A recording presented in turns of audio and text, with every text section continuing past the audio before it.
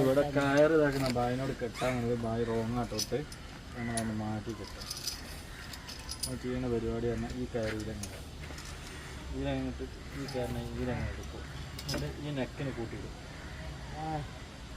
ഈ നെക്കിന് കൂട്ടിയിട്ടിട്ട് ഇങ്ങനെ വരും. അപ്പം തന്നെ ഇവിടെ കയറ് ഒരു വിധമൊക്കെ ലോക്കായിപ്പോൾ. ഇനി ഈ കയറിനെ നമ്മൾ ഇങ്ങനെ പിടിക്കും. അതായത് നമ്മളെ കെട്ട് വരുന്നത് പറഞ്ഞു കഴിഞ്ഞാൽ ഈ കയറിനെ ഇങ്ങനെ പിടിച്ചിട്ട് പിന്നെ ഈ കയറിനകത്തെല്ലാം എന്താക്കും ഇങ്ങനെ അടിയിലേക്ക് കൊണ്ടുപോയിട്ട് ഇങ്ങനെ വരും.